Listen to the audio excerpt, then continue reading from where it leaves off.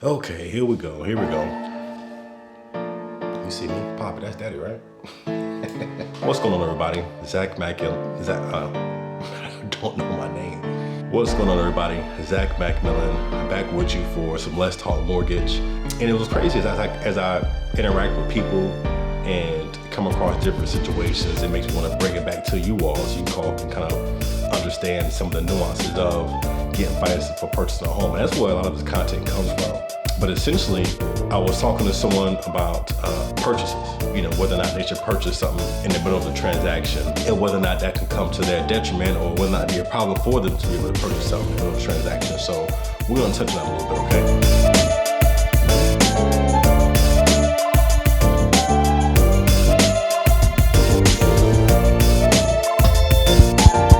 So quickly, when you get ready to apply for a home, whether it be purchasing a home or refinancing a home, we are checking your credit. We are looking at all through credit bureaus.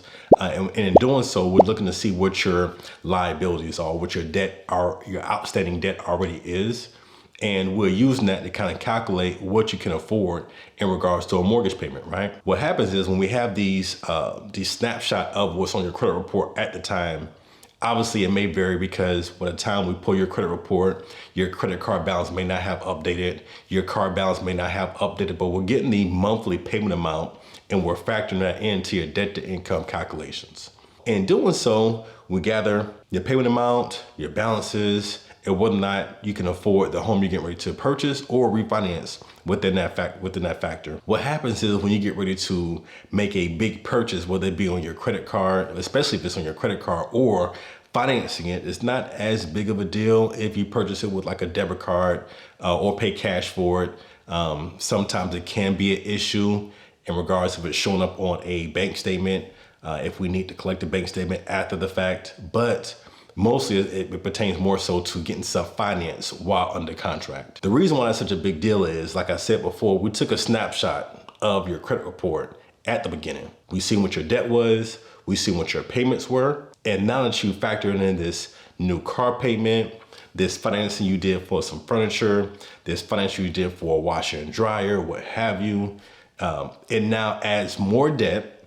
It also adds a payment to your liability. So now we have to recalibrate your debt to income calculations to see if you can still afford this price home, this amount of loan with that new debt you just added to yourself. It's very common for when you get ready to purchase a home that you start, shopping online for maybe some new furniture, a new TV, a washer and dryer, some stuff you want to do to the house. And it's not uncommon to be able to want to do these things via credit card, what have you. And so where it comes into play in terms of making things a little bit more difficult for people to get financed is the fact that you put this on this credit card, you put this on your credit report, and now we have to calculate this towards your debt to income.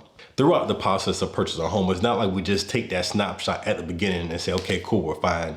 We're monitoring your credit report the entire time throughout the process for this very reason, to see if you add any additional debt to your profile while purchasing a home. It's okay to have other inquiries during that time, especially if it's for the purpose of finding other financing.